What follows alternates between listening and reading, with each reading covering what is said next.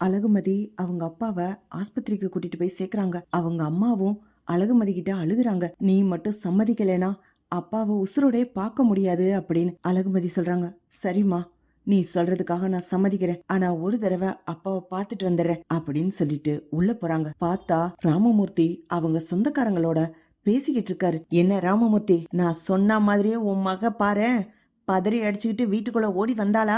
என்னடா பொழைக்க தெரியாத ஆளா இருக்கிற? தங்கராஜ் சாரு எல்லா விஷயத்தையும் சொல்லிதான் அனுப்பினாரு. ஓ மக அடங்காப்பிடாரி, அவ கண்டிப்பா இந்த கல்யாணத்துக்கு ஒத்துக்கிற மாட்டான்னு சொல்லிதான் எங்களை முன்னெச்சரிக்கையா உன் பின்னாடியே அனுப்பி வச்சாரு.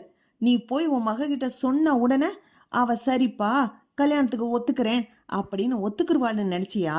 அதெல்லாம் ஒத்துக்கிற மாட்டா. உன் மகளை ரொம்ப செல்லம் கொடுத்து வளர்த்துட்ட ராமமூர்த்தி. உன் பேச்சுக்கெல்லாம் அடங்கவே மாட்டான். தங்கராஜ சாரு உன் பொண்ண சரியா கணிச்சு வச்சிருக்காரு. உன் பொண்ணு என்ன டிராமா பண்ணுவா, அதுக்கு நீங்க எந்த மாதிரி ரியாக்ட் பண்ணுனா கண்டிப்பா இந்த கல்யாணம் நடக்கும்னு அவர் கணிச்சு எங்களை சொல்லி அனுப்புனாரு.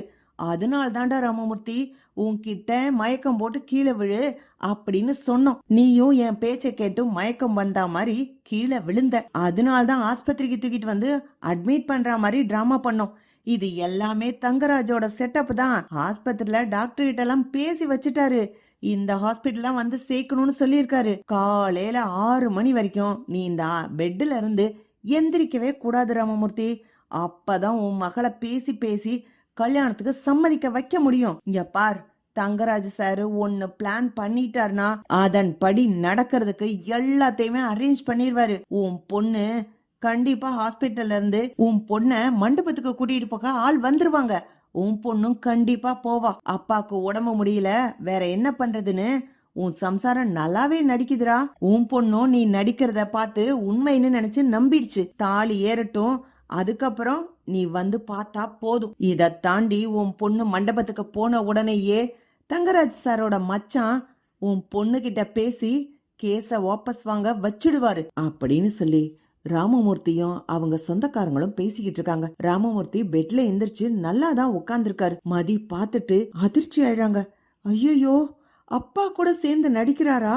என்ன இது? வீட்ல இருந்து வெளியில போய் எப்படியாவது பொழைச்சுக்கலான்னு பார்த்தா இந்த தங்கராஜ் எல்லா வகையிலையும் பிளான் பண்ணி வச்சிருக்கான். இந்த தங்கராஜ் என்ன சும்மா விட மாட்டான். கண்டிப்பா மண்டபத்துக்கு போகணும். ஆனா சுரேஷ வச்சுதான் தங்கராஜா பழி வாங்கணும். தங்கராஜ் மட்டும் ஜெயிக்கிறதா விடவே கூடாது. அவன் கையில வச்சிருக்க ஆயுதத்தை புடுங்கி அவனையே போடணும். சுரேஷ் தான் அவன் வச்சிருக்க ஆயுதம். அவன அப்படின்னு மதி பல்ல கடிக்கிறாங்க.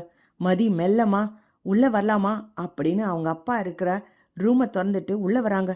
ராமமூர்த்தி அவசர அவசரமா நோயாளி மாதிரி படுக்க ஆரம்பிக்கிறாரு. சொந்தக்காரங்க எல்லாம், பாத்தியாமா உங்க அப்பா பாவம், உன்ன நினைச்சே நெஞ்ச புடிச்சுக்கிட்டு அப்படியே சரிஞ்சிட்டான். டாக்டர் கூட 24 மணி நேரம் கெடு கொடுத்திருக்காரு.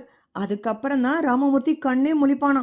மதி, உன் நல்லதுக்காக தாமா உங்க அப்பா உசிரியே கொடுக்க தயாரா இருக்காரு. தங்கராஜ் சார எதிர்த்துக்கிட்டு ராமமூர்த்தியால ஒன்னும் பண்ண முடியாது.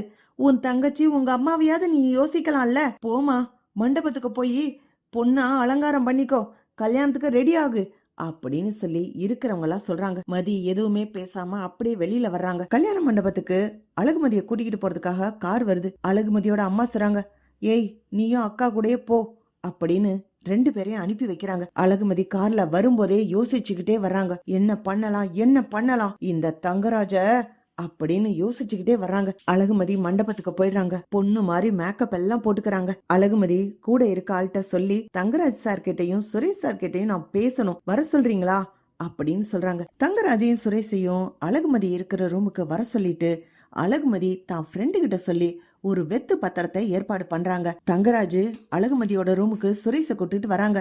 தங்கராஜ் உடனே, என்ன மேடம் எப்படி இருக்கீங்க? பாரா சுரேஷ், மேக்கப் எல்லாம் பண்ணி பொண்ணு ரெடியா இருக்கு. நீ என்னமோ பயந்துகிட்டு இருந்த, கல்யாணம் நின்னு போச்சு, பொண்ணு என்ன பண்ணுமோ ஏது பண்ணுமோன்னு. பாத்தியா, பொண்ணு சம்மதிச்சு கல்யாணத்துக்கு மேக்கப் எல்லாம் பண்ணி ரெடியா இருக்குடா. உனக்கு ஏத்த பொண்ணுடா இது. அப்புறம் இங்க பாருமா மதி, சுரேஷ் மேல கம்ப்ளைண்ட் கொடுத்திருந்தேல, அத வாபஸ் வாங்கிரு. ஏன்னா உன் வாழ்க்கைக்கு தான் நல்லது.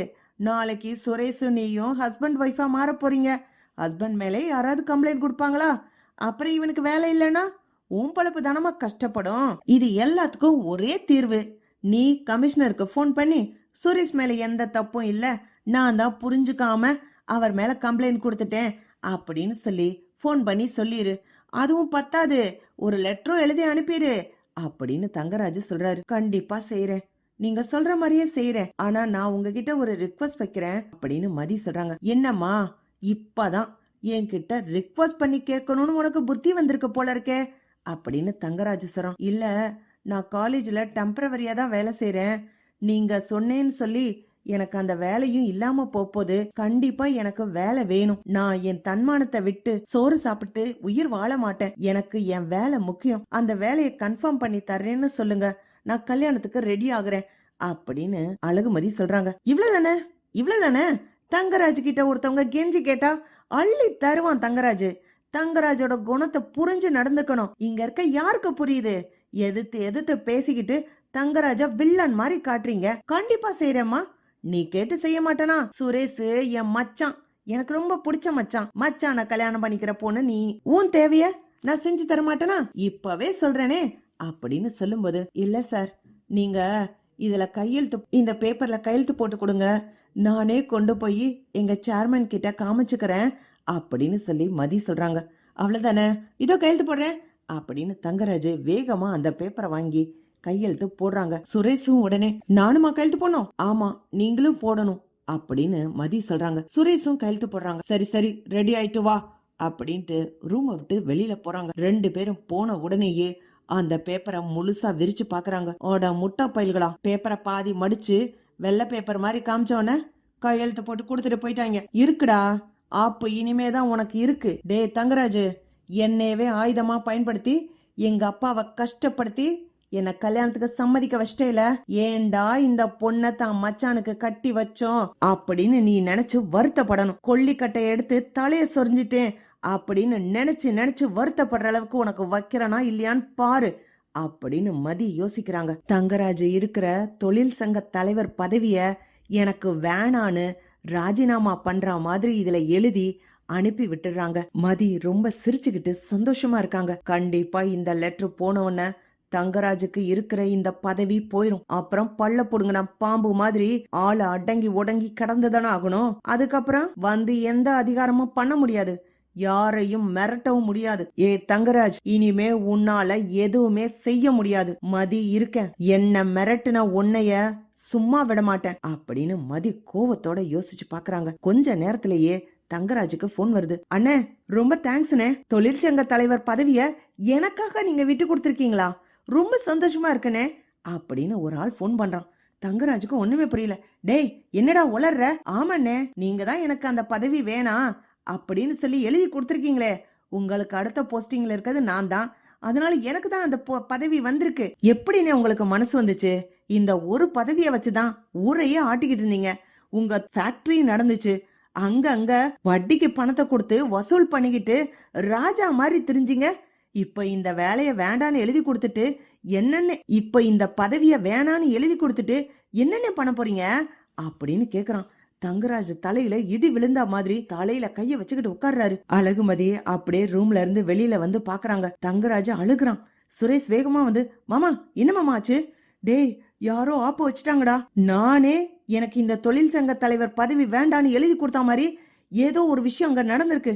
என்ன ஆச்சு, என்ன ஆச்சு அப்படின்னு நினைக்கும் போது அழகுமதி அப்படியே சிரிச்சுக்கிட்டே முன்னாடி போறாங்க. ஏய், எல்லாத்துக்கும் காரணம் இவதான்டா அப்படின்னு தங்கராஜ் கையை காமிக்கிறான். எப்படி போனா நல்லா இருக்கும். பார்க்கலாம் ஃப்ரெண்ட்ஸ். லைக் பண்ணுங்க, ஷேர் பண்ணுங்க, கமெண்ட் பண்ணுங்க. Thank you friends.